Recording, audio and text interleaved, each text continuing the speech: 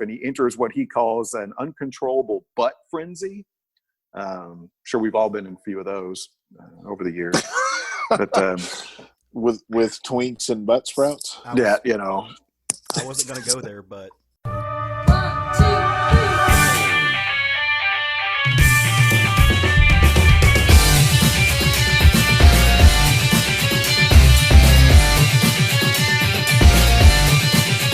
Well, we kind of ready to get... Is it going to be okay to start early?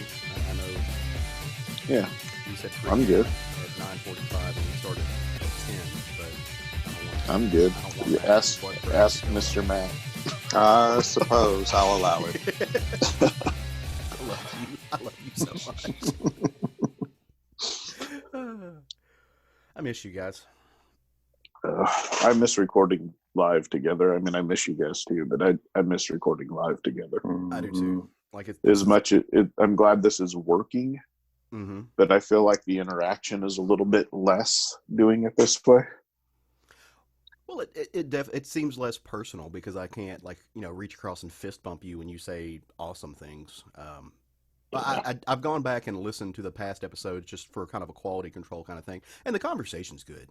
But okay, like the conversation is not lacking. It's just like you said, I enjoy sitting at the table with you guys on Sunday mornings and having our little breakfast and talking about the fun stuff. That part is sorely missed. Yeah. For sure. At least I think the conversation is worth listening to. Nobody's told me it's not. So. Well, good. Well, all right. Hey, everybody. Welcome to another episode of the Southern Fried Geekery Podcast. As per usual, I'm Caleb Alexander McKenzie. Matt Trogdon. And I'm Craig Lance. And we're going to do this once again. As you might have heard, we are each sequestered in our own little nerd holes, so to speak. And nerd hole. Google that, I dare you. And we're social distancing. We're doing our little isolation stations like we're supposed to be, like good little boys. And but we're still gonna throw out some comics talk and a little podcast love, just because why not? It's fun times delivered by all. If I'm not mistaken, I'm trying to pull up my downloads to see what episode we're actually on, and I believe it's going to be 120. 120. We are at episode 120 today. And if you have enjoyed the past 120 episodes, which, we really hope you have, we would encourage you, implore you, beg you even, to come hang out with us on our social media sites. You can find us on the Facebooks at the Southern Fried Geekery Podcast. You can catch us on Instagram and Twitter at SFG Podcast on both of those. And if you got any email issues, you want to comment on some of your concerns, or if we missed something, you need to correct something that we have said. Obviously I'm a fallible person and say a lot of bullshit sometimes. So maybe you just need to yell at me online. You can do that by shooting an email to southernfriedgeekery@gmail.com, and we'll try to answer you promptly, unless you're just mean, and then I won't. I'll forward it to our complaint department, which is Mr. Matt Trogdon. Oh boy. Let Matt handle complaints. I'm down with that. That is a dusty folder, I'll say. Either of you guys ever watch The Office? No. The Toby had the box of complaints from Dwight about Jim that he just stored in a box under his desk and never turned them in. That's what that reminded me of. I tried watching that show because Roger watched it. I did not succeed in finding entertainment there. What a review. That's all I got for it. All right. It made for good memes. I like, there's really funny GIFs that surround that show that are, in my opinion, funnier than that show ever managed to be. But again, I don't do comedy. Comedy is not the world I live in. So you should not take my opinion when it comes to... yeah, because everybody listening just agreed with you.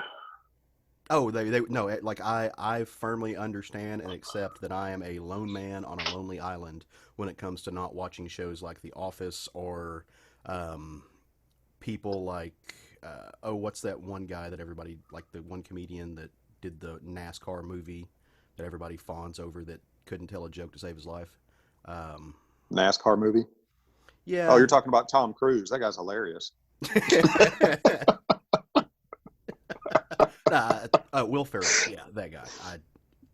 Him. Yeah. Again, I people don't. love him. I don't really enjoy Will Ferrell that much. People love him. They really do. And so there's films that he's done that I actually do enjoy. He did Stranger Than Fiction, which I thought was fun. Elf is one of the few holiday movies I will watch repetitiously. That's about it. And I loved him on Saturday Night Live, but again, he was not Will Ferrell on that. He was a character actor, and somebody was directing him on what to do. And so I think Constrained, I enjoy what he does. When he's just being Will Ferrell, I'd find nothing to laugh at. But again, I'm a soulless bastard, and happiness runs away from my presence. Oh, that's not true. So how's everybody doing? You guys doing okay? I know that we've been apart. Like you said, we're not getting to meet up. We making it? Yeah, I mean, I'm surviving. Nice. There's been better times in history for sure, but I'm making it. Matt, how about you? My yard needs mowed. I've drank way too much wine in the past 2 weeks, but I'm doing okay. I managed to read a bunch of comics, staying up to date on the schoolworks. Have been spending some extra time on the phone and on the Zoom chats and stuff, talking to classmates and friends from everywhere. Just kind of really taking advantage of the connectivity that the internet gives us. So nice. That has been helpful in passing the time. Nice. So one of the things I know that we were wanting to talk about before we get into some comics, which we're going to do, by the way, for those of you who are new, this is a comic review show, I'd say a good 85-90% of the time. We stick to what's in the funny books. Most of the time again, more times than not, it's books that we absolutely adored, because why waste the energy lamenting over negative things? We don't try to bring a book on here just to trash it. But every once in a while we get to talking about the broader zeitgeist of the comics community. Last week we had a really great conversation with Wendy on the show about a little bit of this. We had some wrestling, we had some character talk, we had just a little bit of everything, because she's a font of kind of pop culture love, which was good times. I really enjoyed that. I hope you guys did as well. Yeah. So today we were talking earlier, and we decided, especially since we can't roundtable a book together because there's no new books coming out to do that, kind of dip into the world of what's happening online with comics. And there's something interesting that is taking place right now that Craig actually brought to my attention. Do you guys, I'm assuming most people listening to this show know what Kickstarter is, but I don't think Matt was a little unfamiliar with it, because just that's not the world he lives in.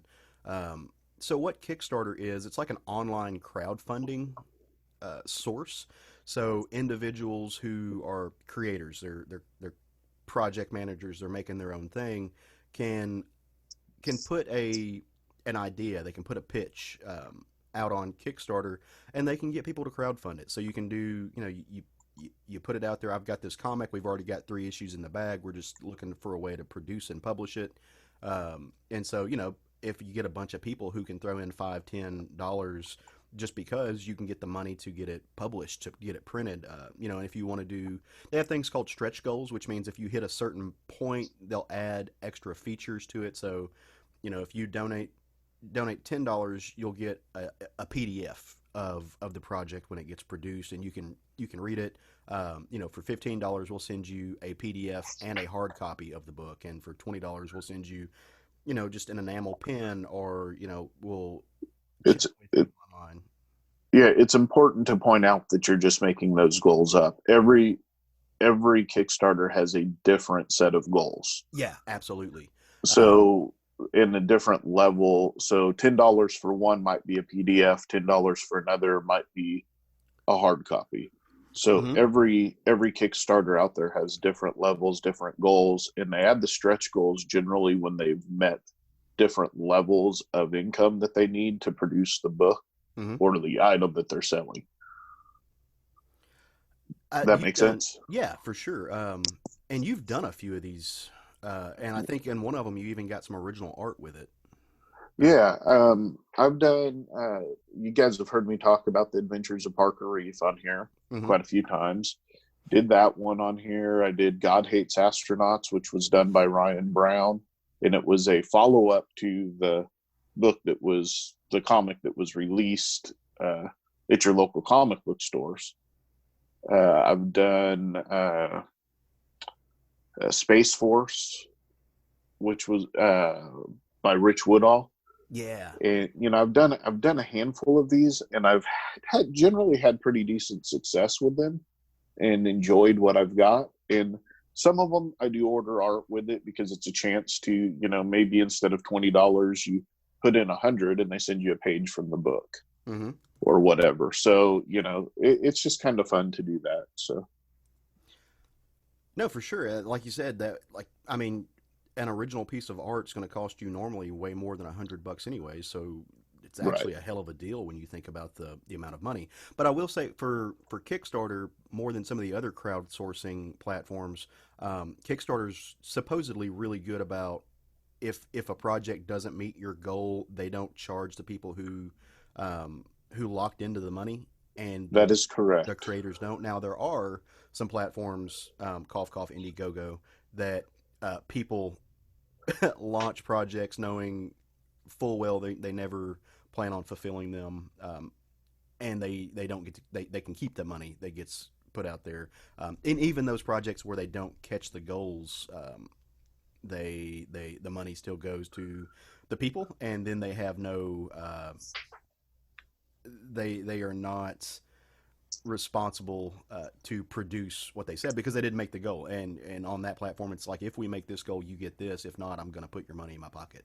Which is, I don't understand why anybody supports that. That's just me personally. So Kickstarter, if you if it doesn't meet its goal, you don't pay. Mm-hmm. Or if they cancel it, you don't pay. Right. However, it can meet the goal. They subtract your money when it meets the goal or when it closes. And, then sometimes you can maybe not get your item. So that has happened to me once. Oh, really? Yeah. And it was no fault of the creators, the guy that was handling, and I'm not going to say what book or anything it was Mm-hmm. because I know the guy personally that worked on it, and he would never rip me off. But the people that handled the money stole the money, and that happened. Assholes. Yeah. So you can get, taken advantage of on it, but for the most part, once it meets the goal, you're going to get your item. Right. I will tell you this though, whatever the expected estimated delivery date of is it on it at about 6 months. You're just going to be disappointed if you're sitting there waiting for it on the dates it says.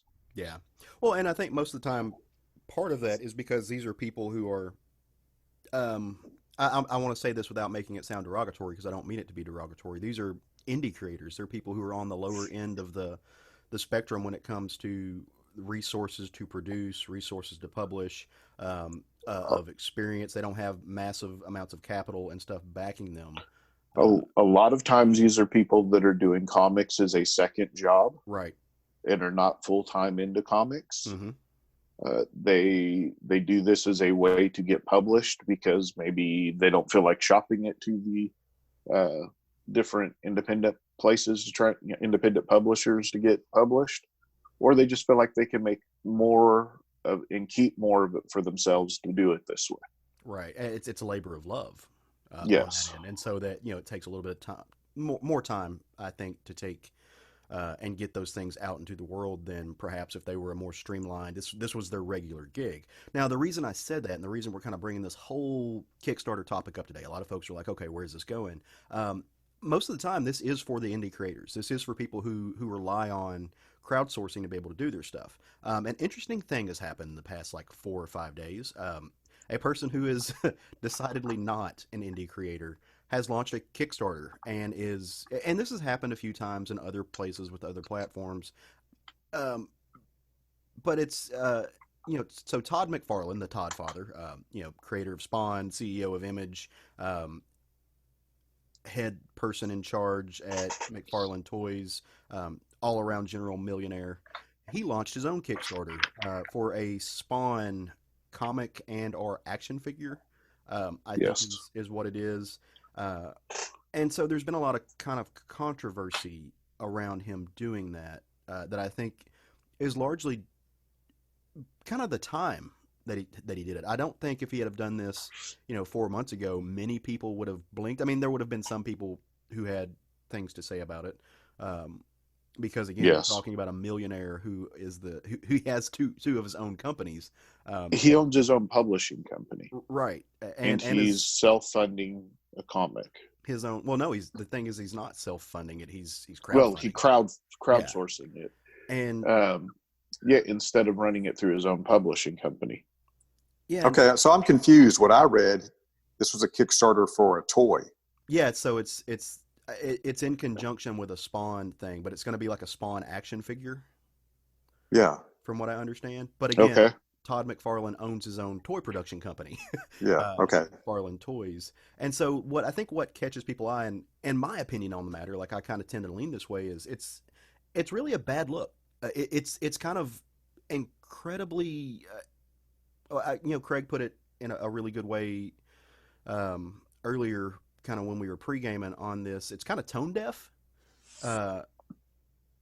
to do this right now at a time where, number one, comic shops across the board are, a lot of them are in dire straits because Diamond is not shipping comics right now. They have no way of producing income short of selling like back issues or things that they already own, if they have them. And a lot of comic shops in places that are subject to the lockdowns are not even able to be open right now.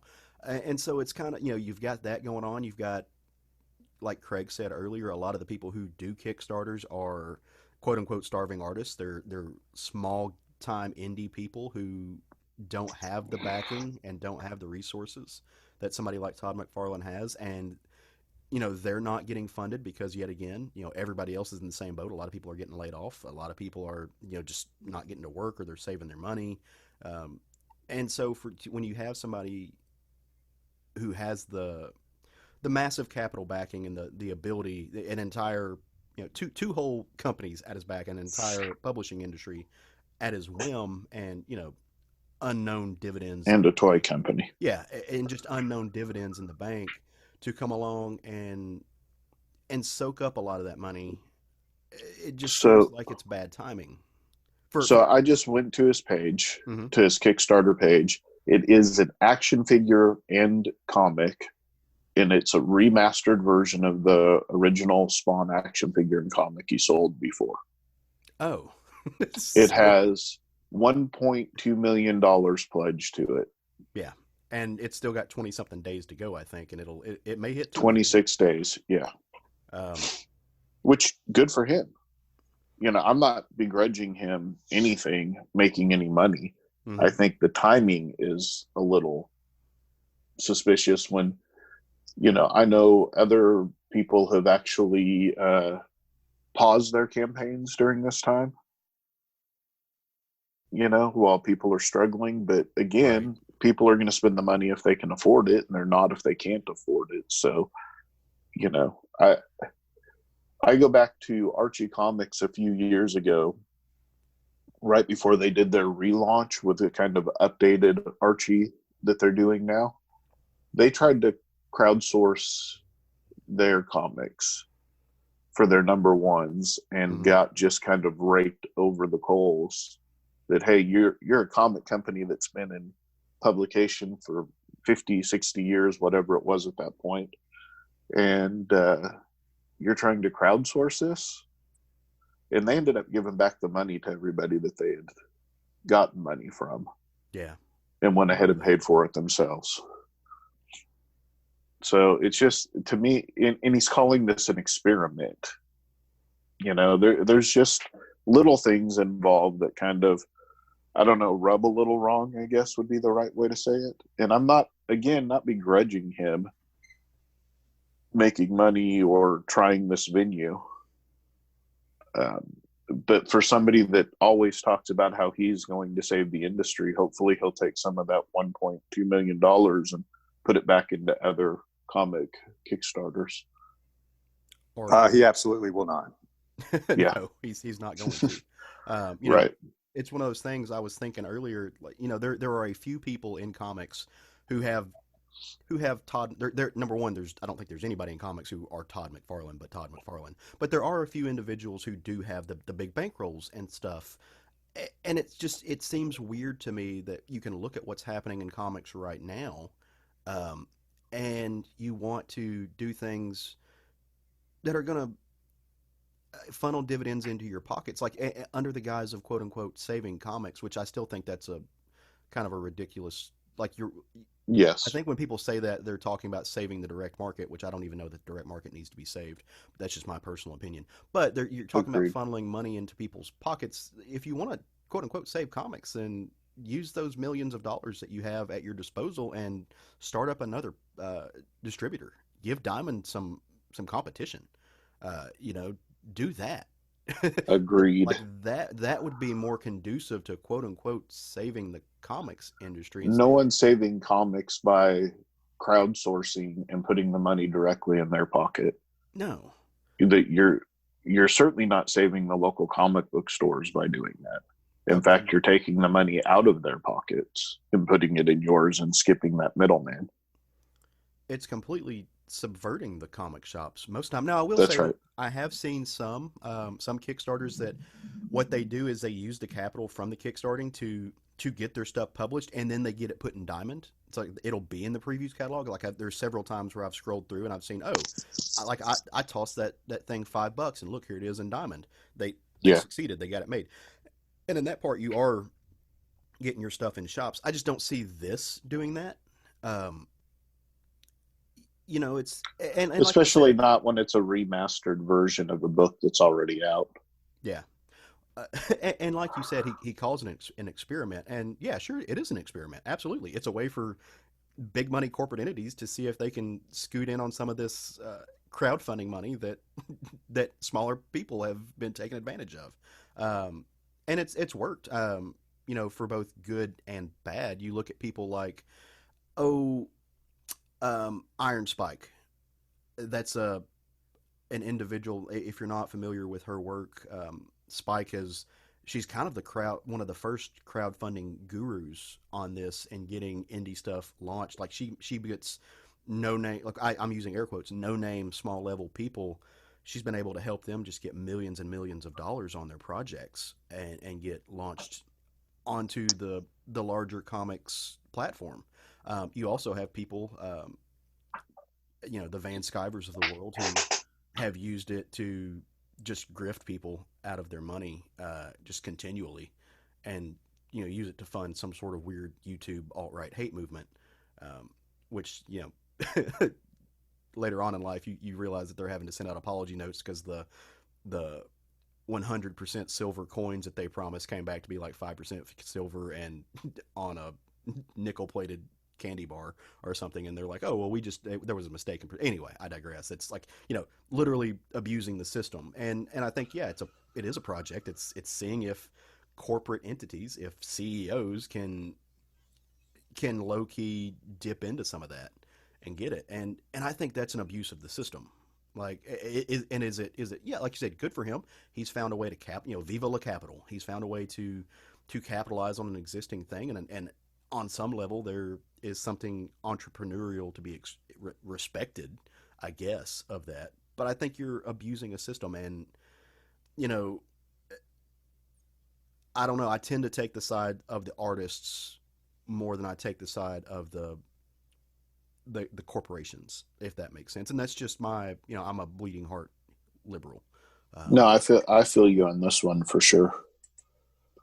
I mean, it wasn't that long ago that he was that artist that was struggling and not happy in the other big two, and creating his own company and this sort of thing. And again, I'm not begrudging him making money. I'm not begrudging the people that have supported this. If you supported that, you're going to get what you paid for. He's going to send it, you saw a product that you wanted and you bought it. No problem at all with me there. My deal is, again, it has to do with the timing of it and dipping into a system that he probably would have made the 1.2 million or 2 million, whatever it ends up being 26 days from now. Mm-hmm. If he had just done the same thing and released it directly through the comic book stores. Mm-hmm. If he had put the same thing in a distributing, through a distributing service like Diamond and had it out there for people to buy in the stores, he would have made the same amount of money or more. Well, but I guess maybe that's his great experiment. I think that actually opens it up to there is a counter argument to everything I've said, and I think it's meritorious. I think it has merit, and that's that a lot of the people who funded this were not people who would regularly fund a Kickstarter anyway. They're people who follow Todd, and they would have followed Todd anywhere, and they would have given that money through any platform, and that has merit. Like that's a legitimate argument, and I think that's largely true, especially of. Are there really that many Spawn fans still out there? I just okay. So that is a point I was going to make. I was flabbergasted by the short amount of time and the astronomical amount of money that came in based on Spawn. I'm like, I read it twice. I'm like, this can't be right. This the response he got for a remastered Spawn?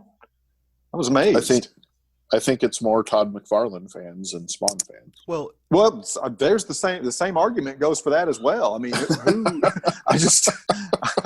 no, but yeah. So to answer that, who are Spawn fans? Who are Todd McFarlane fans?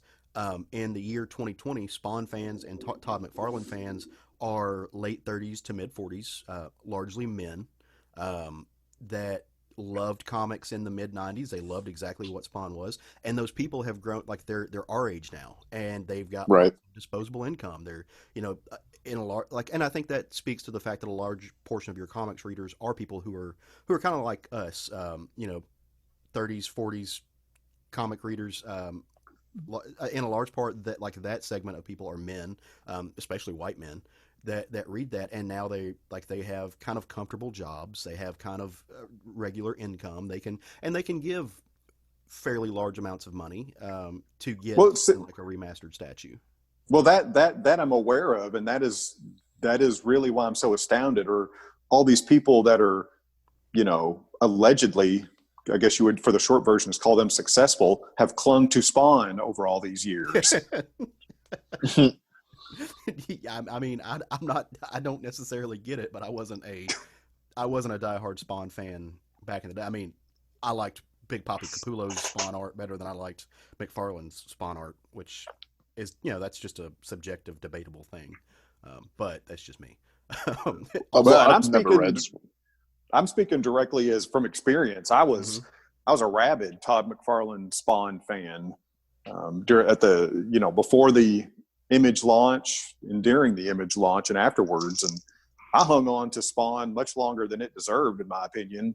Yeah. But I don't know, and I have friends that were just as enthusiastic, and none of us, not a one of us, have stayed with the character for decades. So it's incredible to me that he got the support that he did in such a short amount of time. Yep. I would like to see the numbers break down and see how much was actually given per person. Because you can pledge without a reward. Yeah. I'm looking on here. There's 4 different, three different $40 levels, which are just 3 different action figures. Mm-hmm. And then there's 2 $80 levels, which is an autographed version. So it's and 3 $80. Wait, it's opening up more now. So 3 $80 levels, and then a $160 level. Well, and so So I you think you get have all to, three of the action figures for the 160. which is, for McFarlane level action figures, that's not a bad price. But I mean, you also have to remember McFarlane is not somebody who lacks a cachet of wealthy friends to also back these things. I just it's one of those things. I just don't think this was the right platform at the right time to prove whatever point they're having to make. I agree. I think it's different for an indie person to use this tool than it is from an established company and an established publisher and an established toy company. I think that it's just a different look. And to me, it's no different than when Archie did it. And I think it's just not the way he should go at this point. Right. I mean, it would be like McDonald's having a Kickstarter for a new sandwich they're selling. Am I wrong? No, I don't just I'm just now imagining Kickstarter hamburgers. So I mean, to me, it's a bad look for somebody that's already a millionaire at a time when the country is struggling on so many levels. mm-hmm. And that's kind of where I'm at on it. I tend, and like I said, Viva la Capital. Yeah, it's a smart business decision. It's a bad human decision. I agree with both of those statements. So, but one of the cool things is while I was looking this up, I perused Kickstarter, especially over the past year, some of our longtime listeners may remember, or they already know, but if you're not, I'm in law school right now, and this past year I wasn't able to work because the law school I go to as a full-time student, they don't let you have a job. Now I have since then got a job, and I'll be starting it this summer, so I'll have some extra income, but I haven't been able to really throw a lot of money to Kickstarters in the way that I did prior to that happening. So I haven't really perused the lists. I was doing that, and I found a couple projects, Kickstarter projects, that I think are really cool, and I might toss $5 or $10 to, if the quote unquote boss greenlights it and lets me do that, because he controls the income flow. He is Matt. What's the phrase I'm looking for from Dune? He controls the flow. He who controls the spice Uh huh. controls the universe. That is who I'm married to. So, that's him. So one of them comes from, actually, it's a friend of mine that I didn't even know he had a project up, and it's Steve Bryant, and he has got Nice. he's got a project coming up called The Catch, and this is kind of he describes it as Elmore Leonard meets Gotham Central in a fast-paced, character-driven comic. So, going to be kind of a crime noir comic, maybe a little bit of superhero thrown into it. Steve Bryant he's a rad dude. This has got It's written and lettered by Steve. It's got art by Ismail Canales, colors by Mira Girabal, and edited by Chris Murrin. It's a 3-issue comic miniseries that you're going to get. And so it's fun stuff. I know he's had successful Kickstarters before. I seriously hope that he is successful in this.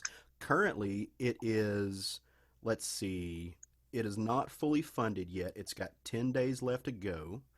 They are at a little over $5,000. I think it's somewhere along the lines of 60% funded, and what they need to produce the print run that they want to go to. So I really hope that takes legs and goes. Well, here's one that I'm backing, and I just went to it, and you can still order the book, even though the backing is done and it's in the publishing stage now. But it's The Poetry of Pulp, Songs of Giants, Lost Poetry of Pulp Giants, Robert E. Howard, Edgar Rice Burroughs, and H.P. Lovecraft, illustrated by Mark Wheatley. And you can go and find that and order that book still. That's one I'm waiting on to be delivered. The Poetry of Pulp? Yeah, it's The Poetry of Pulp. So it's Songs of Giants, The Poetry of Pulp. Southmouth is affecting us all. I now want to hear Pope poetry. So it's a thing. I found one that I think Matt especially would get a kick out of. It's a book called Kith and Kin. This is, right now, it is It's got 21 days left to go. It's an anthology comic.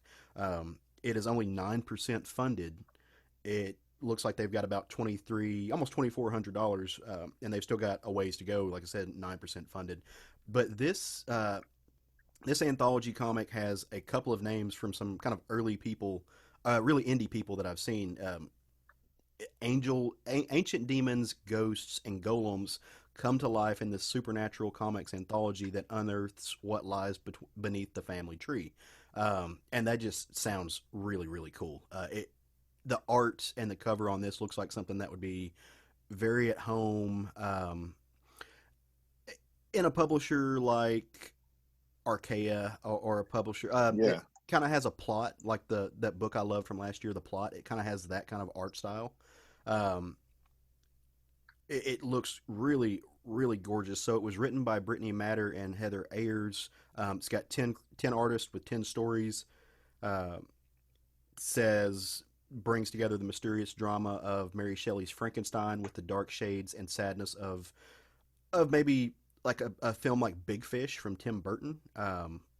So, like I said, it dips back into almost some Celtic lore stuff in an anthology series, and that looks really fun.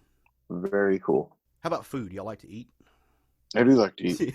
Are you hungry, Matt? Matt, do you enjoy food? I enjoy food on occasion.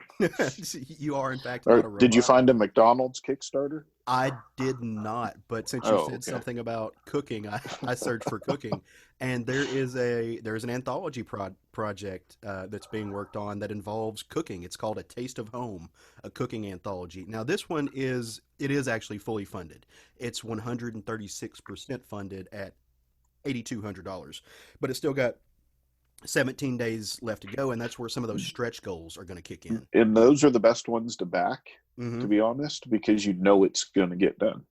Yeah, 100%. Like you're getting something. Like there's no question of that. So this, what is home? What tastes and smells and experiences conjure up those wistful thoughts? The Taste of Home Cooking Anthology is an all-ages collection of comics, and the first anthology by a new grassroots publisher, Level Ground Comics. It's going to have recipes. It's going to have stories that surround the kitchen, surround food. Again, you've got another handful of indie creators. Looks like it's going to be some black and white stuff. The book features 16 up-and-coming creators, over 16 stories. Looks like it's going to be a 64-page black and white anthology, with each story being about 4 pages long. Yeah, just kind of really cool, and it's all ages, and so I'm all about supporting. Actually, I'm going to go ahead and just back this book, and when I'm done with it, I can give it to my nieces, who they love comics. They actually have started liking to cook. My sister-in-law has posted a few pictures and videos of the girls in the kitchen, like over this sequestration period, getting stuff locked in and just having fun in the kitchen. So that might be something they would really like. So yeah, I'm going to throw that a little bit of money. And because it's for the nieces, I don't have to ask Roger. I can just do it. Very, very cool. They've got him wrapped around the finger, so I get to use that out. Nice. Remember Electric Black? Refresh my memory. It was a horror anthology that I think it only got the first issue published. Mm-hmm. You can find it on there, issue 1 and now issue 2, which is Joseph Schmalke and Rich Woodall are working on, and you can get it's already funded. They're looking to hit some stretch goals, so you can get on there and order that as well. So yeah, there's some nice books out there. Oh, I love Rich Woodall stuff. If you haven't seen his stuff, you got to check out some Rich Woodall stuff.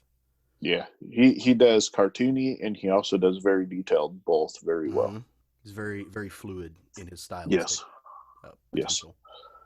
Isn't he an Arkansas dude? Like I know. So he's from Arkansas, but he lives, I want to say, in Connecticut now. He's from Russellville originally. Okay.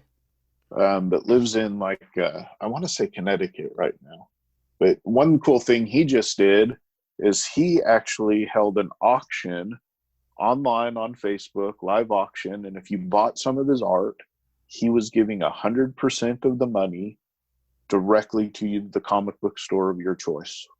That's rad. minus the shipping to send it to you. Right. Yeah. So, he said he's fortunate enough that this is a second job for him. Mm-hmm. And he wants to keep the comic book stores going. So I thought that was a pretty awesome thing for somebody to do. Nice. Yeah. So good guy, good project to support. It's already met its goals. It's working on its stretch goals now. So another good one to back. So speaking of funneling money back to your local comic shops, there's a publisher that actually is doing that right now as well. And this one kind of took me by surprise.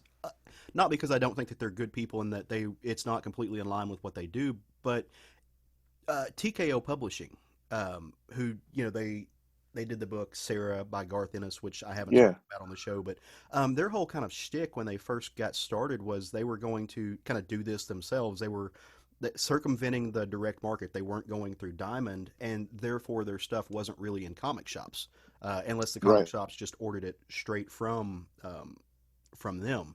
And so, I didn't see this coming from them because they're not really associated with comic shops. They're more online publishing, and I'm not sure if their work is in Barnes & Noble and other bookstores, but since this all happened, they are now, like, everything you buy from TKO Presents, 50% of it goes to a comic shop. Now, I don't have the specifics on how they're divvying that up. I don't know if you can request it go to a certain comic shop, if they just have a list of addresses with Diamond accounts and send an equal amount to all of them, which I don't really think that would work.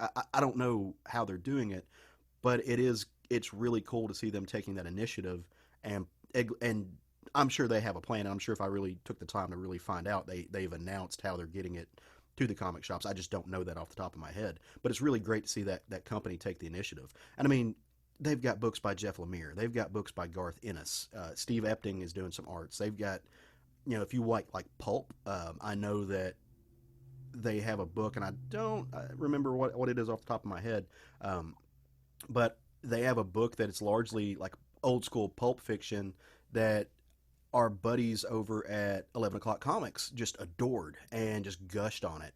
And it's from the cover, it'll be very easy to see which one I'm talking about if you go on there to buy it. But, if you want some old school pulpy sci-fi fun love, like, do that. And it comes with a recommendation of some really trusted voices. And half the money goes to a comic shop. So that's just rad. Very awesome. Well, speaking of comics, we've been reading some books. Yeah, I've been reading a little bit. How about you? A lot of law books and a little bit of comics, but I've been managing. I'm keeping my head above water with it. Well, why don't you tell us a book you've been reading, Craig? Okay. Well, so last week, the Wednesday before last, I was at our local comic book store, and I was looking for some OGNs or some omnibus or omnibuys, omnibus, whatever you want to call them, to buy to support. And I was looking through the indie stuff, and I came across this book called Larry Marder's Beanworld Omnibus. I picked up volumes 1 and 2, and everything in this is done by Larry Marder. The art, the penciling, the inking, all of it, the writing, it's all his stuff. It's published by Dark Horse. So first of all, the art is very much in the style of a comic strip, but I wouldn't call it simplistic. I would call it more comic book style, but it fits this perfectly.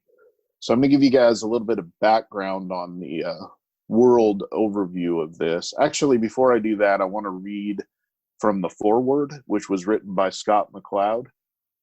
And it says, "You're the first person on Earth to read this comics. Others have been here, but they all saw something different, and they all left thinking different things." And I would say that's 100% true for this book. Absolutely. Yeah. So to build the world for you, the beings, which is the people of this world, live on an island, and the entire island consists of a godlike tree named Grandmapa, which supplies them with everything they need to survive. A pool called the Chow Down Pool, where they meet after they've went on a chow raid, and they put the chow in there with a mixture of water, and they swim in this pool to absorb the nutrients from it. Then you've got Professor Garbanzo's Fix-It Shop, where the professor builds things that the rest of the island may need. You've got a paddle pool, which I'm not sure what that's used for yet. I'm not that far into the book to know that one yet. Then on one end of the island, you have a proverbial sandy beach. And on the other side of the island, you have the legendary edge. So on the beach, you can walk into the water. On the edge, you can jump off into the water, which is it's called the thin lake, which surrounds their island. Under the lake are 4 realities. The first one is slats, which consist of lines. The second one is hoops, which consist of circles. The third one is twinks, which consist of stars. And the fourth one is chips, which is triangles. All of these are of varying sizes, shape, or not shapes, but different sizes and thicknesses and so forth. We'll get back to what all of this stuff means here in a minute. Underneath that, the 4 realities is the bone zone made of dead hoi polloi. And then next comes the hoi polloi ring herd. And then underneath the hoi polloi ring herd is the Durstinkle, where the insects live.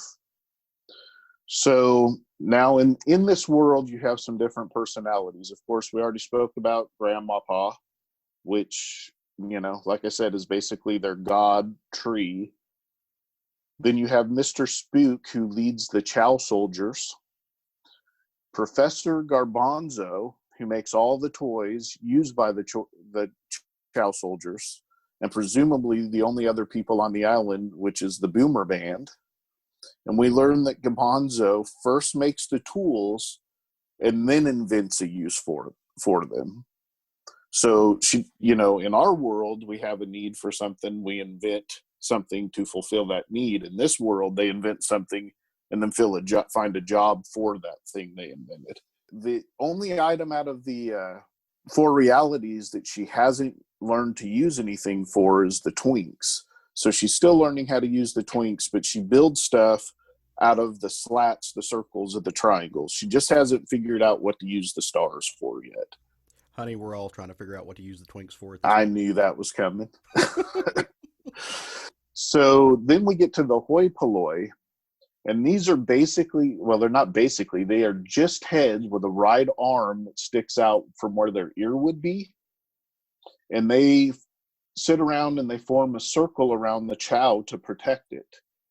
And they are depicted as somewhat greedy gamblers who use chow as currency for their gambling. So they protect the chow from the Chow Soldiers from getting it. And then, of course, as I spoke about, we have the Boomer Band, which is just that, 3 beings who play in a band to entertain the Chow Soldiers. So really, that's all we know of on this island, or just a handful of soldiers, a soldier leader, and the professor.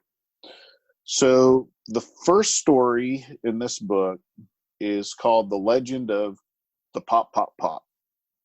And it starts like any other day. Mr. Spook is at Grandmapa waiting to see if the tree will shake loose a Buttsprout. If it does, they will go on a chow raid. If they will not, they get the day off. If it does not, they will get the day off. So lo and behold, a Buttsprout forms and bursts from Grandmapa and bounces on the ground before being speared by Mr. Spook with his fork. That's right, with his fork. The Buttsprout congratulates Mr. Spook on his 1 bounce snag. And Mr. Spook takes the Chow Soldiers and tells them, hey, guess what? We're going to have a raid. Let's go to the legendary edge and jump off and go for a swim and go on down to the hoi polloi. So when they get down there to the hoi polloi, they being the hoi polloi immediately stop gambling and form their herd circles around the chow. So you have like all these little circles formed with all this chow in the middle, and the chow soldiers are going to attack them. So after assessing the rings, Mr. Spook finds the weakest ring. The chow soldiers' armies has two divisions: the spear flinging flangers and the chow pluckers. Their strategy is to enrage and separate the hoi polloi, and the tactics that they use are crude jokes and nasty pranks. So they attack the hoi polloi by throwing spears at them, causing them to reach up and rub their heads, which creates openings for the chow pluckers to rush in and grab the chow. But don't feel bad for the hoi polloi, though, because the last thing that happens is Mr. Spook throws the Buttsprout into the circle, declaring that the circle is complete. You have been paid in full. And the beans leave with their chow, and the hoi polloi comfort the Buttsprout. And the Buttsprout begins to shiver and wobble, then swell, then ripen, then finally it dissolves into a nice new batch of chow. So basically, they take the Buttsprout down for the hoi polloi to nurture for it to become chow, and then they come and raid them.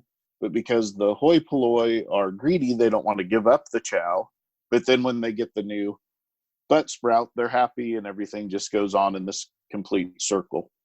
So this is only half of the first story. The rest of this story has a version of the Jolly Green Giant who goes by the name the Mirthful Mossy Mammoth, and of course his clone son who raids the hoi polloi on a giant ship made out of an ear of corn. So yeah, this book was just a ton of fun. I'm only about 60, 70 pages into it, about 4 stories in. Just absolutely loving this book. It is absolutely as crazy as it sounds. I think both of you guys would absolutely love to read this book. 2 things. Yes. Number one, that is definitely the most time that the phrase Buttsprout has been said in this short of a time frame in the history of mankind. Yeah. I always knew that a ripe Buttsprout would complete the circle. I've always felt that in my heart. I thought that was going to be especially when the the way twinks ends. involved. Especially, and you know what? I understand greedy hoi pollois. Like I get that completely. Yeah. No, a serious note. This I was looking up because I haven't heard of this, and I certainly haven't read it. I was looking up some of the art, and you know who this reminds me of? Who? Otto Mesmer and Pat. Oh yeah, I can see that. Now, if you're not familiar with Otto Mesmer and Pat Sullivan, you may be more familiar with Felix the Cat. Yep, that's it. Yep, exactly right. I had that written down and forgot to say that it reminded me of Felix the Cat. Oh, absolutely, and yeah. I think you would have been spot on with that. Yeah. It's that great, just heavy inked black line work, kind of larger than life animation.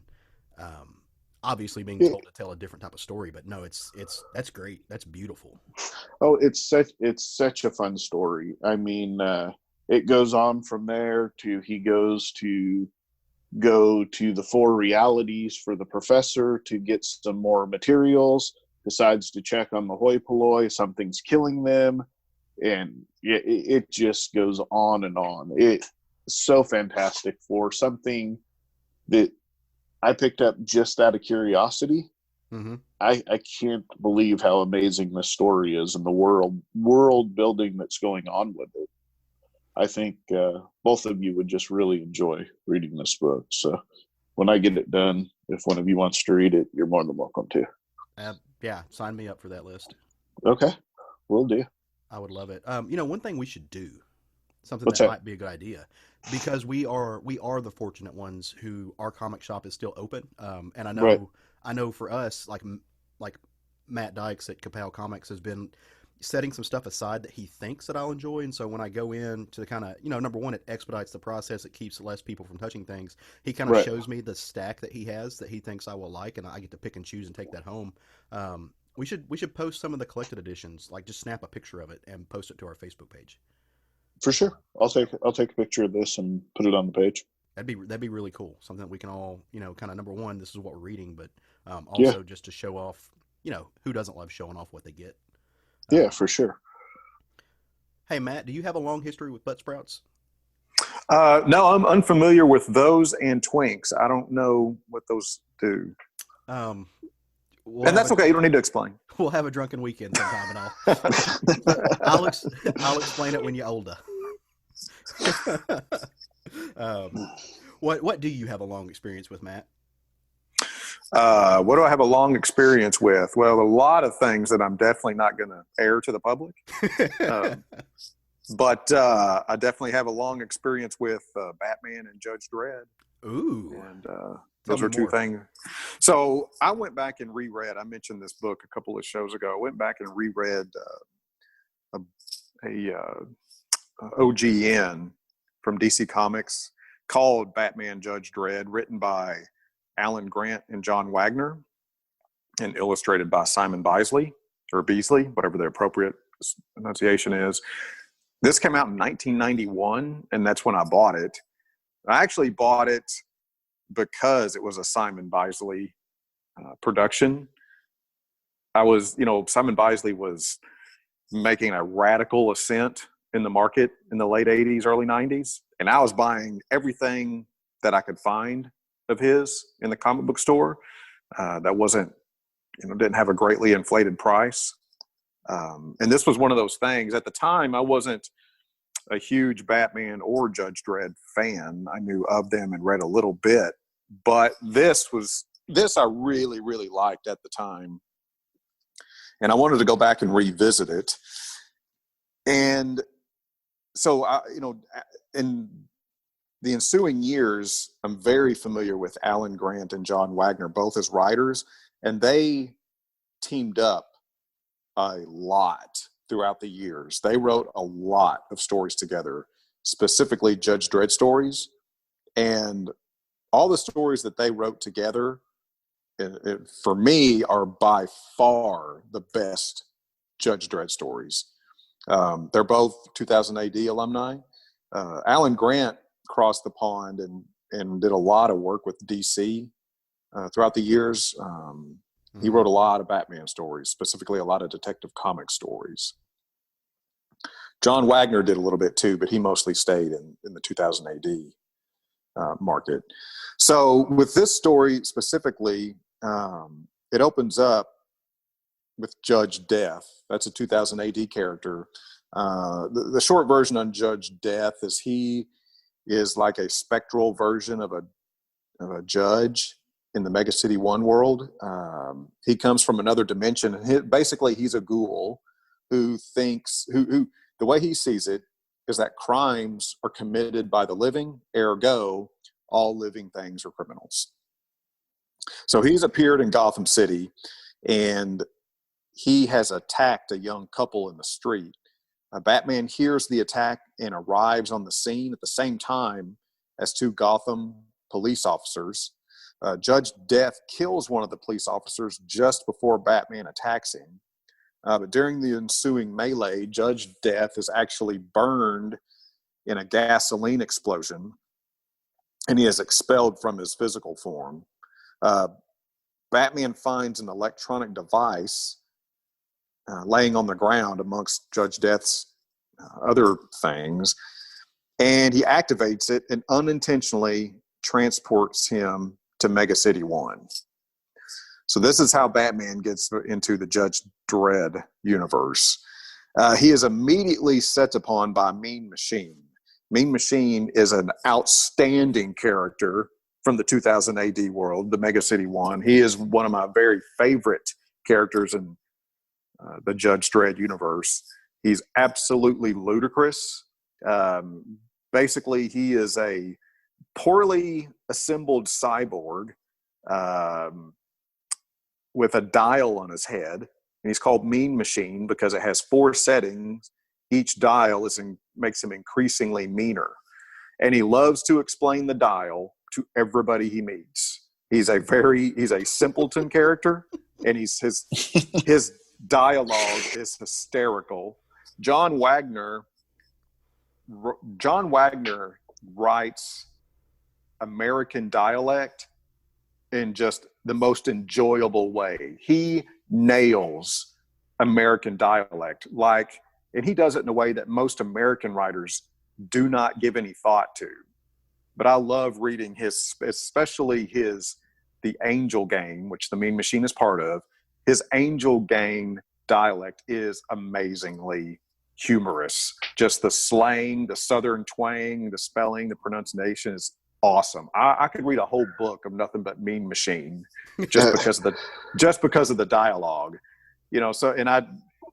The opening, so when Batman appears in Mega City 1, he looks up and he's like, what? Where am?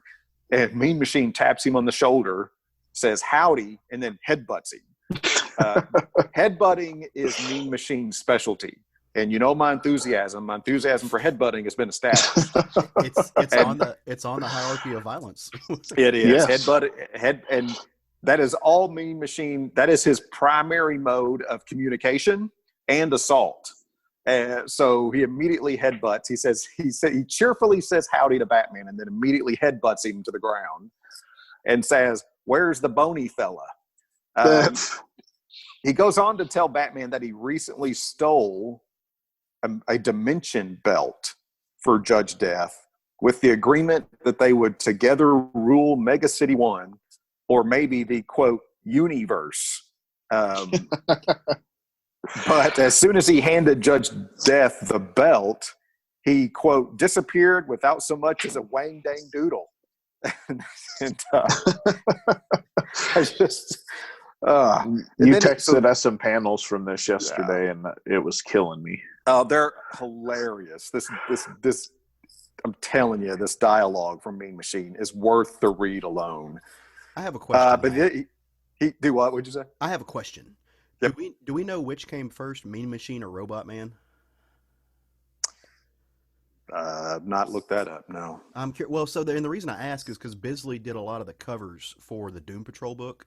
Back at I think it's the Kupperberg books, and he draws Robot Man on there, and he draws him a lot of the same features and kind of connect points. And so I was just wondering if Robot Man was the impetus for Mean Machine, or if Mean Machine was the impetus for Robot Man, or they were just kind of the Swamp Thing Man thing where they came up at the same time. I was curious. Well, first thing I would assume is that you're just talking about Bisley's artist choices there. Yeah, I mean, he's got his style, so that'd be my first assumption why they might look similar. If you're looking at 2 versions that he's done, it's just for his style choices, but that's certainly not an informed opinion. It's just one that I'm aware of, as far as, because I've looked at a lot of stuff that he has done. And he definitely has a very unique and easily to identify style. Oh, for sure. But so after he lets Batman knows this, he just quickly loses his patience with Batman and attacks him. And it's reading this story, it feels so very 2000 AD because, so you've got Batman, who we all know is a very grim and serious character. And he's standing there having this conversation with Mean Machine, who is a completely ludicrous character.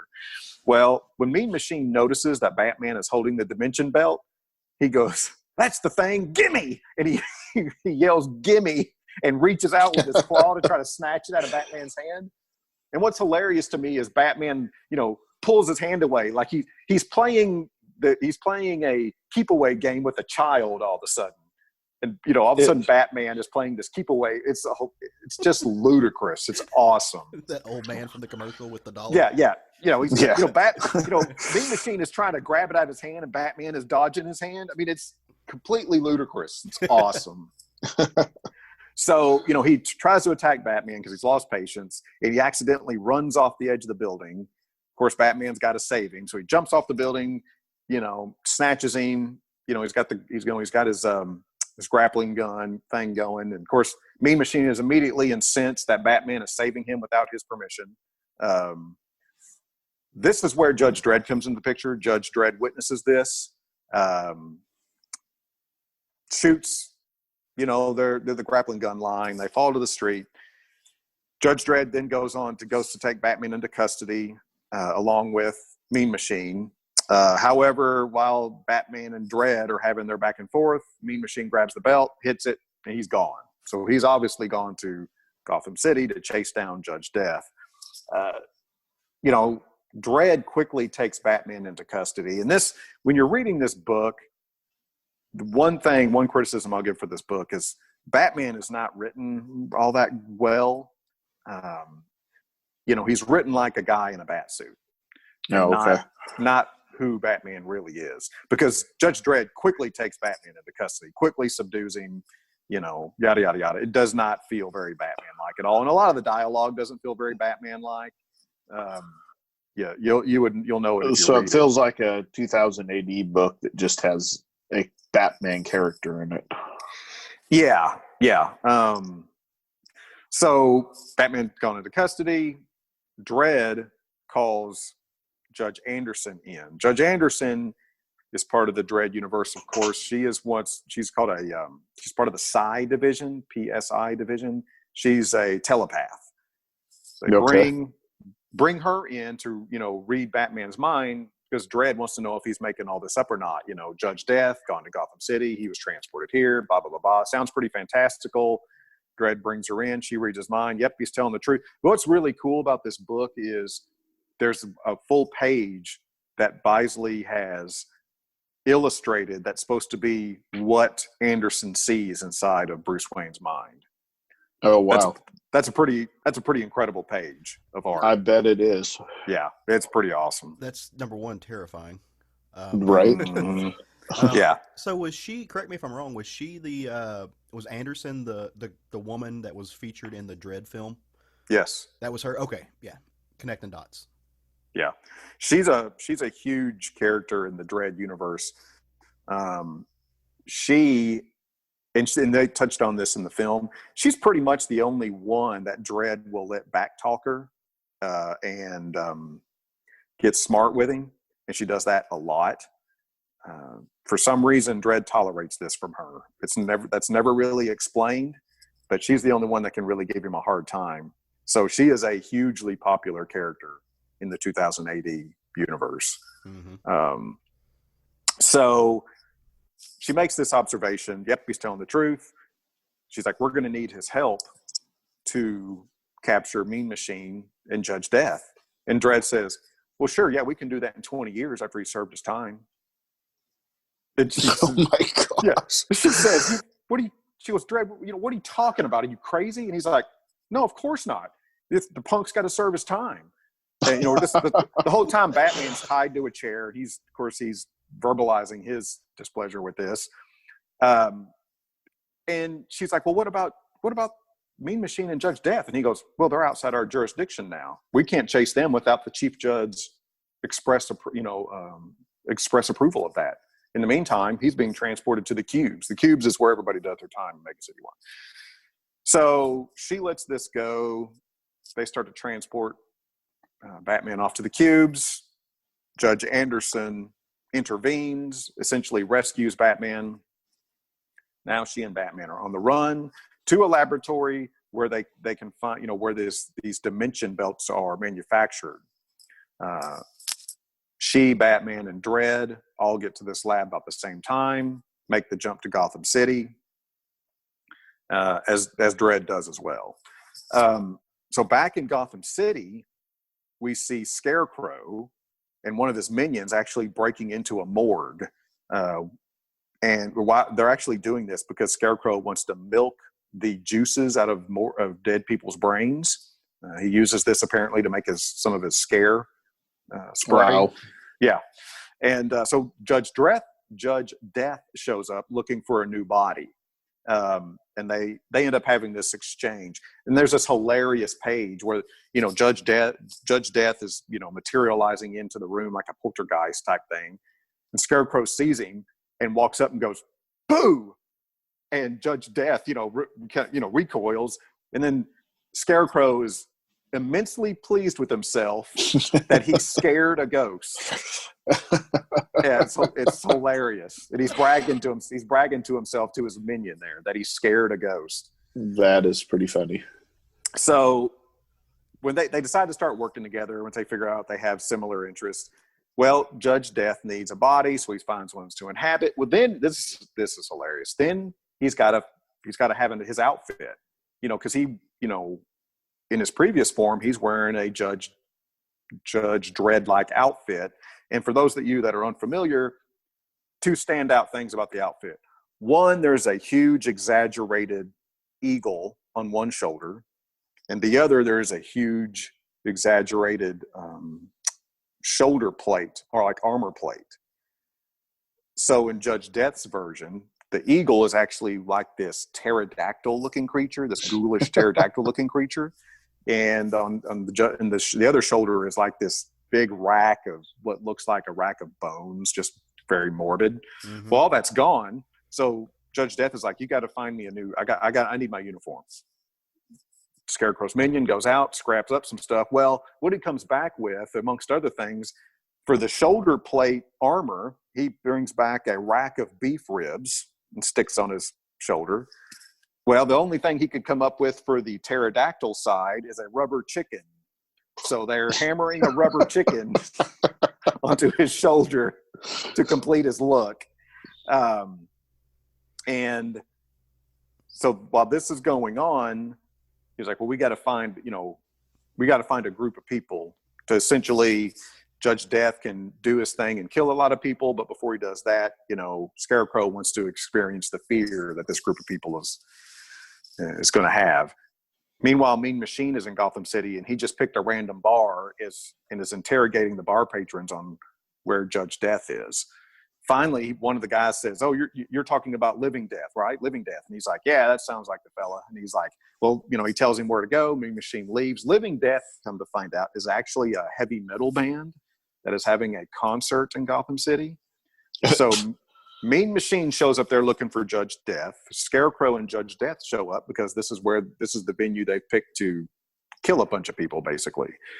And so they arrive, and then there's this hilarious few pages where Judge Death grabs a guitar, runs on stage like one of the band members, and does his own cover of Sympathy for the Devil. Except he's changing the lyrics to Judge Death, killing people at random. Scarecrow's loving every minute of it. And Simon Bisley illustrates a early 90s heavy metal crowd in perfect form. This is like, oh my God, yep, I remember going to those concerts. So, then Mean Machine is trying to make his way to the stage. He can't. I sent y'all the picture of him entering the mosh pit, and Mean Machine in a 90s mosh pit is just a thing of beauty. It was amazing. So he cranks the dial up on his forehead to 3, and so that gives him the anger and energy to just get him to pummel straight through the crowd. But in the midst of doing so, his dial gets stuck on 4.5, and he enters what he calls an uncontrollable butt frenzy. Sure, we've all been in a few of those over the years. But with twinks and Buttsprouts. I wasn't going to go there, but yeah, yeah.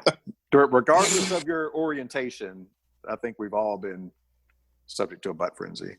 So. So, of course, a fight ensues between Batman, Judge Anderson, and Dredd. Scarecrow, Judge Death, and Mean Machine are all subdued, as they would be. And then, just due to a sense of urgency pled by Anderson and Dredd take the Dimension Belt, go back to Mega City 1, and leave Batman to take care of Scarecrow. So the artwork in this book is full on 90s Simon Bisley, just ridiculousness. Everything is super exaggerated. The Batmobile is the silliest looking thing you've ever seen. It's just, and that's not, of course, that don't want that to come across as criticism. This is what Bisley does, and it's immensely entertaining to look at, because when you turn the page, you never know how he's going to illustrate what next. And there's one scene where Scarecrow hits Judge Death with his scare spray, so we get a look inside of what terrifies Judge Death, and it's essentially him being plopped down into the middle of Saturday morning cartoons. Is what scares Judge Death the most. That tracks. Yeah. Scarecrow is illustrated in just awesome fashion. He just looks like a total creepy ghoul. This is a great book to look at. And again, the standout of this book, no doubt about it, is Mean Machine and his dialogue and interaction with people around him. It's hilarious. I love when you're like, oh yeah, he dials it up to 3 or whatever. It was cracking me up. Yeah. He goes, because the way he warned, like his first conversation with Batman, he's got to explain the dial to everybody, and he's like, are you going to tell me what I want to know, or am I going to give you a face full of 2? And he's reaching up to touch the dial. It's so awesome. Well, we all have an internal dial, right? Yeah. So him to physically have one is just hilarious to me. Yeah. Well, and not to mention, face full of 2. Yeah. But not to mention the concept of him actually believing that anybody would rule Mega City 1 or the universe with him. I mean, the guy universe. He's a complete idiot. He's like the dumbest thing ever. It's amazing. That's one of the things I was, again, thrilled. One of the things I loved about the Stallone Judge Dredd movie is how it looked. It looked amazing. And they nailed Mean Machine in that movie. Nailed him. Until he took his helmet off. I don't remember Mean Machine in the movie because I mostly don't remember the movie. That's honestly best. Everything but the actual Judge Dredd character in that movie was nailed. Okay. Other than Stallone, huh? Yeah, and Stallone would have been okay if they'd have left the damn helmet on. Yeah. They did his dialogue and personality were completely whacked, stupid bad. But if they'd kept the helmet on and basically kept him in character, that would have been an amazing movie. Yeah. Instead of him playing Stallone as Judge instead Dredd, of them, they made it a Sly Stallone movie. Is what they did. Well, and they tried to make him sympathetic, like they tried to make him a superhero, and that's not. Like that. That's the part it was ludicrous what they did with the character in that movie. Right, but no, I mean, like from the visual standpoint, they, like I said, they nailed the costuming. Other than taking, like the helmet looked great, it just should have stayed on his head, and don't try to make him Rocky. Yeah. Interesting stuff, man. Go ahead, Craig. I'm sorry. I was going to say, is there like an omnibus for Judge Dredd or 2000 AD, or do you just have to go hunt down the comics separately? Oh, there's a ton of omnibus out there of Judge Dredd stuff. Yeah. I mean, there's there's a lot of them that are divided up per artist. They'll say, there's the Carlos Esquerra collection. There's the Brian Boland collection. There's the last name Kennedy. There's a ton of Judge Dredd omnibus out there. Yeah, okay. And there's a lot of crossover too. That's one criticism of 2000 AD is they put out a ton of collections and they cross each other over. So if you buy one and then go buy the other, half of it may have been in the first one you bought. Yeah. That's unfortunate. Yeah, they've done a really poor job of that kind of stuff. Right. So it's funny you brought that up. One of the things I actually picked up, I think 2 weeks ago, that the comic shop put in my little pile was Judge Dredd, the complete Carlos Esquerra omnibus encyclopedia thing from IDW. And I do know, Craig, the shop has at least 2 more of these from different artists. It's not Esquerra, which I know. I feel like Boland is probably Matt's favorite one. Esquerra is mine. So I go check those out. So I didn't realize that was an omnibus as much as I thought it was like an artist edition of the book. No, it's got stories in it. Okay. And it's just the full black and white art from different story arcs that those artists worked on. Gotcha. Okay. But yeah, they're complete stories. Okay. Yeah. See, I thought it was like the artist edition. I mean, I'd be okay with that too. Yeah, it's just not what I was looking for. No, for sure. So all I can think about whenever I see books like the Judge Dredd Batman book is just thank God for Karen Berger. Yeah. I don't think we get that unless she starts grabbing folks from like 2000 AD and bringing them over to Vertigo. No. Yeah, absolutely. Right. There's no way it would have happened. It is insane to me. Yeah, and she's a name that I think we all know, but even the amount of credit that she gets for influencing the comics that we know and love is not enough. It's just she was so instrumental in making comics what we know them to be today. Just outstanding. I don't think you can argue that at all. Yeah. There's I don't think you could give her enough credit. Mm-mm. Well, speaking of other people who get some credit, who might be household names in comics, But have you guys heard of these guys named Stan Lee and Jack Kirby and Steve Ditko? You ever heard of them? Sounds made up. not really sure. Did they do something? Yeah, they did. They did a lot. So the reason I bring them up, by way of background, you guys love those little dollar books that both DC and Marvel put out with like reprints of the original content. I know, especially the what is it that you get that has I love the facsimile ones, Right. which are the reprints just at current pricing, Mhm. but it's an exact reprint of the original book with all the ads, everything. Yeah. And So- then I know Matt gets a lot of the dollar books and ones of that nature as well. Which are those are the reprints just without the ads, right? Yeah, essentially. Pretty Yeah. much. The true that's the Marvel has their True Believers line, and now DC jumped on that wagon and they just call it their Dollar Comics line. Mm-hmm. Yeah.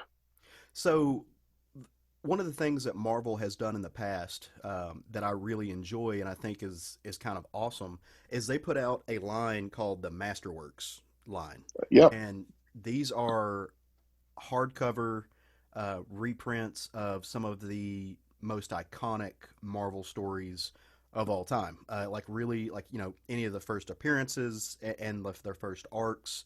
Kind of the entire line of any major characters, be it Silver Surfer, Namor, Incredible Hulk, the Avengers, Fantastic Four, Daredevil, X-Men. They've got it for all of them.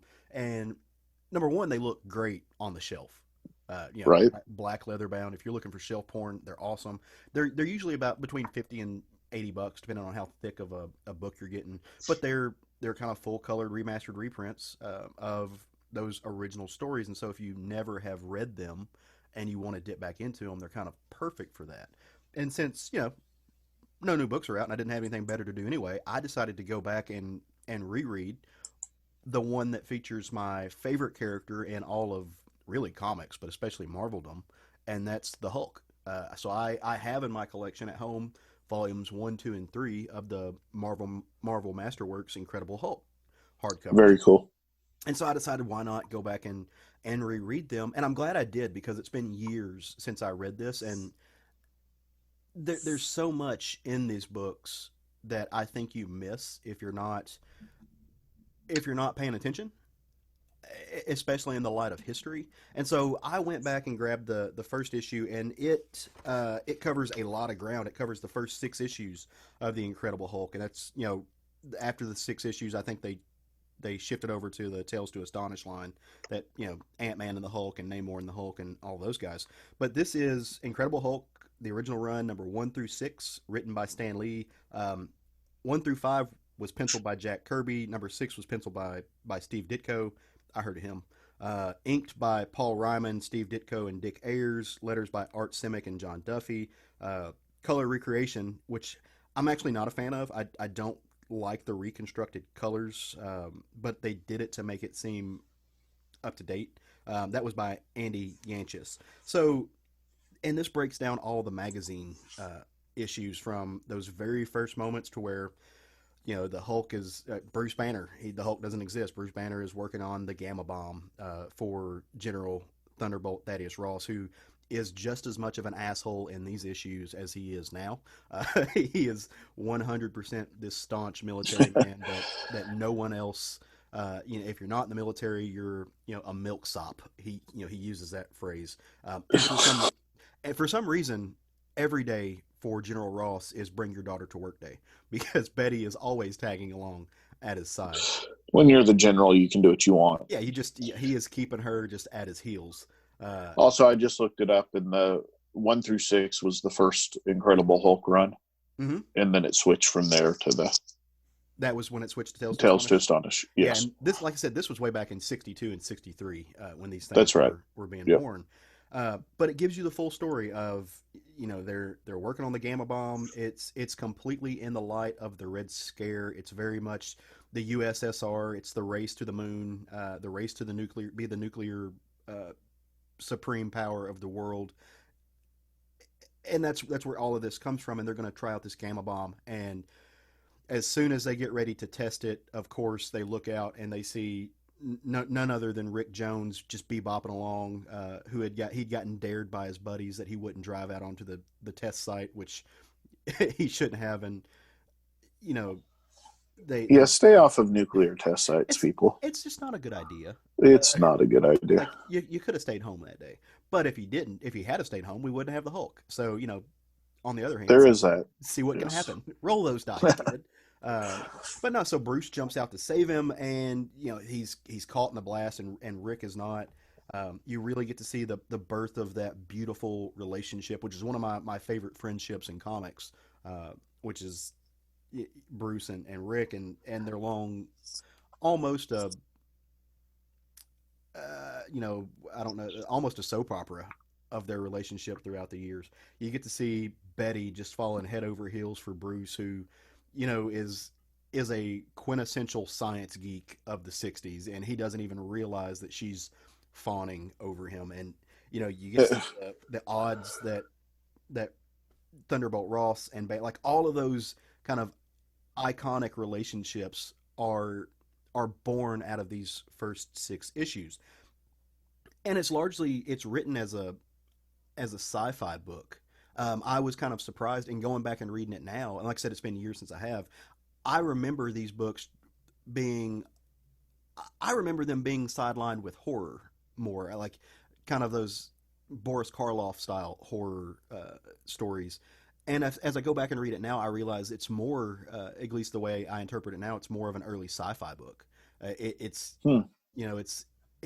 does have those horror tropes, but it is space, invading aliens, gamma rays, the science race of being the most technologically and scientifically advanced nation in compared to Russia. Like, so much of that takes the forefront over the horror elements that I guess I let some of the later works seep into my memory of these. And so it was kind of fun going back and going, oh, like there was the horror here, but that wasn't at the forefront like the sci-fi took it. I mean, your first villain that the Hulk ever fights is this kind of big-headed, I don't really know how to describe him. He's called the Gargoyle, but he doesn't look like a gargoyle. He's this little, he almost looks like the leader, and I think that's probably okay. That. But he's not green. He's kind of a Caucasian dude, but he giant head, smaller body. He was formed that way through a science experiment gone wrong, and at the end of the day, the story is how to revert him back to being a man.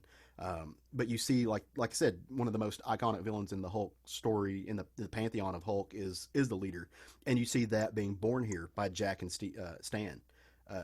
You get those moments. There's a really cool little bit where everybody's trying to figure out what the Hulk is, and they draw him. No, I swear it was a circus bear in man clothes. But in another one, the guy says no, it was like a big blue gorilla that must have escaped from the zoo, and it's when Jack draws it, it's the Beast. Like it's where that comes from. It's Oh wow. 100% the Beast from like the later version of the Beast, blue fur, um, covered in hair, not the kind of more humanoid version that first took precedent in the Right. X-Men stories. But you can see that little seed get dropped here. If you love some of the stuff that happened later on in Hulk stories, like Greg Pak's Gladiator Planet Hulk run, the Gladiator Hulk, the first appearance of that is in, I think, number 5, 4 or 5, and he's fighting a character who's very much in the line of um, the Watchmen bad guy. My brain just shut off. The Watchmen. Yeah, so the main villain from the Ozymandias. yeah, sorry, yeah, Ozymandias. He's very much that Ozymandias style character, and the Hulk has to get dressed up in gladiator garb to fight him. Kirby did that, and I'd never realized that. Wow. Like that was a deep pull by Greg Pak and Carlos Pagulin to bring that to the forefront and to give that life, but it was born out of Kirby. My favorite story in this was the story that featured the Ringmaster, where you kind of have this, um, 3 ring circus traveling around, and the Ringmaster, the main villain, is this guy who can use his top hat to put people to sleep and let his, they are hallucinating, they're hypnotized, and he can send out his goons, which are every phase and form of a early boardwalk freak show. You've got your bearded lady, you've got um, your devil trapeze artist, your clown, to go, and they raid the town, and they steal everybody's money, and they have to figure out how to stop them, especially at that time, because something happened in this issue's version of the Hulk that made Hulk, his he was completely dependent on Rick Jones to control him at that point. Like Rick Jones he kind of turned him into a puppet for an issue, um, Hmm. because from each issue of this you get almost a different version of the Hulk. On one, like I said, one, he is kind of a really smart, hyper scientific version of the Hulk. Bruce Banner is still in there, but he's always dealing with the fact that there's 2 different personalities there. He turns into the mindless goon. He turns into the Devil Hulk, the Rage Machine at one point. You bounce back and forth, and you see all of these, a lot of what you're seeing now in Immortal Hulk, that they're playing with the different personalities, the struggle, you know, these are things that have been dealt with throughout the entire history of Hulk, but they're all born like right here, and it's amazing to see how much was given birth out of these early 6 issues in 62 and 63 that we wouldn't have if not for Jack Kirby and for Stan. Like I said, there was the one drawing in there that I'm looking at. I'm like, oh, that's the Beast. Uh, there's an early version of what I think is kind of an initial conception of Magneto in issue, I want to say issue 6, and they call him the Metal Master, but he is somebody that completely controls any kind of metal. He can make it do whatever he wants to do. Um, and I'm not sure. I'd have to go back and check. I'm not sure when Magneto was brought into the world, but I'm sure it was around this time. It may have been before this, or this could be the early iteration of that. But he's dressed in magenta.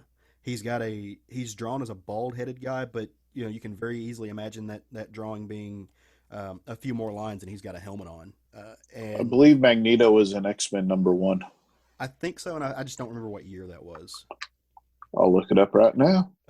But yeah, so you get a character who's very much, the master of magnetism, um, and it's science versus brawn in that issue. It's just, oh, go ahead. 1963. Okay, so this would have been about the same time. Yeah. Mhm. They're sharing those ideas, and the dude just melts a tank, and he uses the metal to sequester everybody.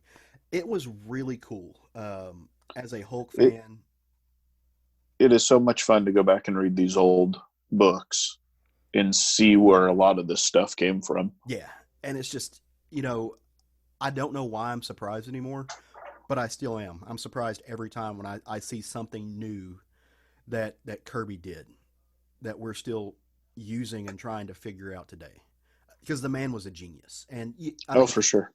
a lot of the plot, a lot of the dialogue, that's completely Stan Lee. And some of that, it was popular slang at the time. It has not aged now. Like, it's very aged and dated now, but you can really see where Stan Lee was tapped into the youth of the time, and using the vernacular of the cool kids, even though that they may not have been reading this book, because that's who he wanted. Whether or not he is successful at it, that's something that Brian Bendis continues to try to do today. And Right. a lot of times Bendis's dialogue feels like an old man trying to be a kid again, but that's he's following Stan Lee's idea. I agree completely. You look at what people are still today trying to figure out how to do the things that Jack Kirby did in his work. And Steve Ditko, that last issue with the Metal Master, that was Ditko. And it's so incredible to see those two guys bounce ideas off of one another. And we look at it now with the light of 60 to 80 years of history behind us. But when you think Right. about what was happening in real time there and what they were building and what they were doing, it's breathtaking. Caleb, have you ever looked up specifically what Jack Kirby's creative process was, like as far as bringing those images out of the paper? No. So this is super interesting. So, of course, he's notorious for being able to put out an enormous volume of work like quicker 15 than anybody pages else a ever day. has. So one of the reasons, well, maybe even the main reason he was able to do that is because he did not lay down images on a page like everybody else did. He didn't do practice sketches or practice layouts. He just sat down and literally drew it and then moved on to the next one. Because what artists do, everybody else does and always has done, is they lay down layouts, then do sketches, and that basically, then they think, okay, this will be the foundation of the page, or no, I'm going to change this layout. He didn't do any of that. He just sat down, drew it. He didn't have time. It's just amazing to think that everything he did was essentially on the spur. Well, and that's the Marvel style, right? And that's why I think no. I mean, no, it's not the Marvel style. I mean, everybody would, that's the reason. That's what I'm saying is he did it like nobody else. The Marvel style being, here's the dialogue and the artist creates the visuals on his own based on his own decisions. I'm talking about the actual mechanics. Yeah. Of putting pen to paper. What I was saying is that's why I think that the large conversation of Kirby being the actual writer of a lot of these books and Stan Lee taking some of the credit, which I'm not going to, I think it was more, 60-40, and some people think it was more 99-1 in favor of one or the other. I think it was a partnership. But for, Kirby to be given a paragraph and say, here's the issue, here's the things that have to happen, now you build the world around it. Yeah, he could do that. Like, it wasn't this has to be a 4-panel thing. He was just basically writing it as he went, and he was so damn good and so fast that he could just lay it down the first time. To whereas if you have a script now, I don't think that you have to play with layouts to see what's going on, because he was taking the stuff out of his brain and making the story, and knowing that the editor or the writer would go back and just fill in speech bubbles later to his story. He could do that in one sweep, like nobody else could. Yeah, and he did it quickly and beautifully. Yeah, well, it's just the little things like, he didn't sit down and decide, okay, there's going to be 9 panels on this page, and then think, well, no, let's do 7. Right. He didn't say, okay, we're going to have this angle. No, I'm going to do a different angle. All of that was made. All that decision was made at once, and then put to the paper. That's what's so amazing to me about what the guy did, is really the mechanics of how he did it, like literally nobody else. No, that's right. he and Eisner and they invented the mechanics, and everybody else tries to follow, which is why they can't do they're not the king. That's why he's the king. Comics aren't comics without those two men. I mean, it'd be like sitting down to write a song and not having to practice it. No, and just being given the Grammy the first time. Yeah, as soon as you're done with it. Yeah, you walk over to the piano, you play the song, and you get your Grammy. Yeah. I mean, that's what it's akin to. So I don't think we've ever exactly. I don't think we've ever had this conversation. What are some of your favorite Kirby creations? Who's going first? Go for it. I mean, the Hulk is my favorite. Now we had talked a little bit about this beforehand. You had mentioned Lee Kirby creations. Are we just talking Kirby creations? Yeah, sure. I don't think we have to limit it. It can be Lee Kirby, or the Hulk was a Lee Kirby creation. Maybe it doesn't matter. 6 one, half a dozen other. Well, you get into because the work of his that most impresses me is his New Gods. I mean, that's 100% Kirby. Mm-hmm. And that whole universe he created, that's the most impressive thing he's done to me.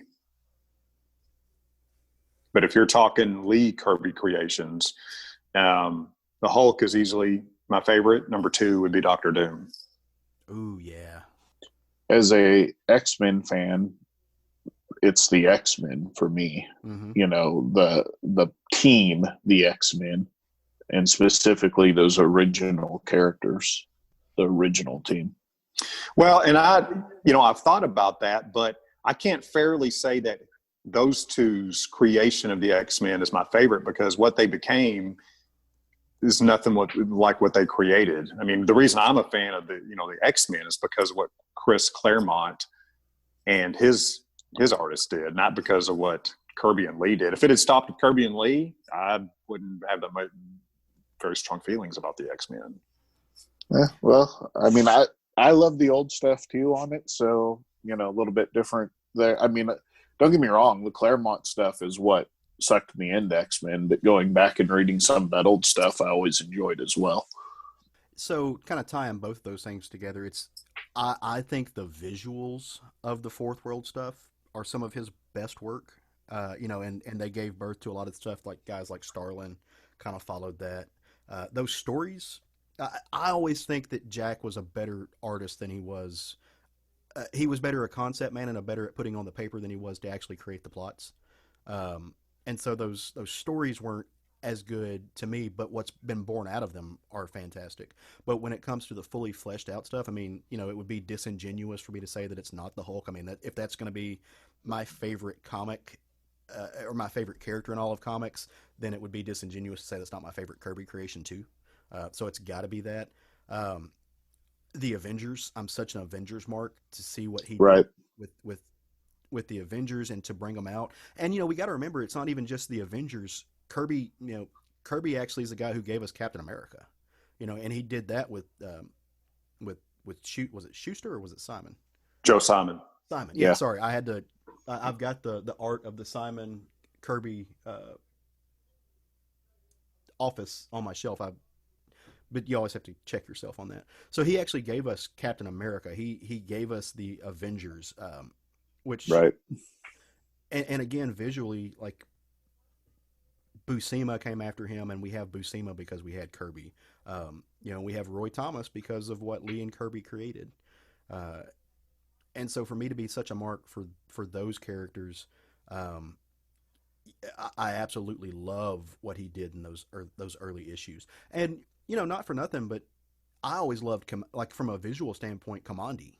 And that was just a really fun, almost Planet of the Apes-esque type boy story. The quote unquote all American boy going out in the woods and being dirty and talking to animals, but it had the future element. It was just a fun adventure. And just when you go back and look at those pages and you see the work that he did in those pages, they're again, nobody else has done anything like that since. And for it to be the first time, Yeah, I mean, and I'm a mark for Thor as well. It's Mhm. kind of hard to say they created a mythological character, but they certainly created and brought that character into the Marvel universe. I also got to give a shout out to Funky Flashman, who was his he was his fourth world punch in the gut to Stan Lee when he was pissed at Stan. If you read any of the Mr. Miracle stuff, Funky was Mr. Miracle's his handler when he was trying to make money off of it, and it's a complete it's a caricature of Jack's opinion of Stan, as the kind of soapbox shyster selling a product that's not his. And you can really That's see funny. the angst. Yeah, if you've never read any Funky Flashman stuff, go check out those Mr. Miracle books. It's fun stuff. So I love it. Yeah, We it's gotta hard not to love that old stuff. we gotta come up with the top 5 list at some point. I don't have that. I'm not prepared to do that now, but that would be a fun thing to do on a future episode. Sure. We should get a list going, a list episode planned. Okay. Well, we are about ready to kind of start wrapping this thing up, guys. Sure. I mean, I could I think so. I could stay here and talk to you guys all day, but Yeah, same here. that's just because my love for you is deep and real. Oh God. Well, And Butsprouts and Twinks. look, we have. I mean, I could do a TED talk on Butsprouts. So, but I'm being told we don't have time for that. Normally, the way we like to end our shows, our dear sweet listeners, is to give you guys an idea of what is coming out on New Comic Book Day, Wednesday, that we think would be worth your while to read. And we don't know when we give those suggestions. That's all they are. They're suggestions. Hey, this looked cool. I'm checking it out, and so should you. And sometimes we're right, and sometimes we're wrong. But because we can't do that right now, since Diamond's still on hiatus and we don't know when new comics are being kicked up and put out, we have been kind of suggesting trade paperbacks or collected editions, older stuff that we're going to go back and reread that we might be getting from our comic shop if it's still open. But these are things that exist in the world. You can order them off of Amazon. You can order them from your local comic shop if they're still open, but they are fully fleshed out. And it's just fun. It's older stuff that we've had sitting around for a while or that we just never have gotten around to read to give you a suggestion. So I've got a book that I absolutely loved. It is an original graphic novel. It's called Home After Dark by David Small. This book it's a book I read a while back, and I've actually thrown up some of the images on our Instagram page, but it's a story about Russell, who is he's this teenager who got abandoned by his mom and dad, and the entire book is about learning who you should and shouldn't trust, and trying to figure out how to navigate life as a kid who you're being forced to look out for your number one, and maybe other folks will help you or they'll take advantage of you. Incredibly, I love David Small's work, so I'd say go check out that if you haven't. Again, that's Home After Dark by David Small. Awesome. Matt, what do you got? So just kind of in line with one of our topics today, I'm going to go back and reread 1994's Spawn Batman crossover from Image Comics. Oh, nice. Now, there were 2 of these. Strangely enough, there were 2 of these that came out in 1994. The other one was done by DC with a completely different creative team. But the Image version is Todd McFarlane illustrating Frank Miller's story. So you've got 2 guys that are supremely confident in each character that they're involved with in this book. And at the time when this came out, I adored this story. It is, both of these guys are just up to their eyebrows in themselves over their creation here. And it comes through in the story. Do y'all remember this? Have y'all read this? I did not read it. I own some of the issues from just collecting comics over the years, but I have not read them. Caleb? Yeah, I have. It's just been a while. I got them back I think I bought a collection that had them all in there, and Mm. you are spot on. Both of these men are very, very sure of these characters. Yes, and their views of them. Mm-hmm. So I'm going to go back, and I've read it again and again throughout the years, but it has been quite a few years since I have done so. So I'm going to go revisit that.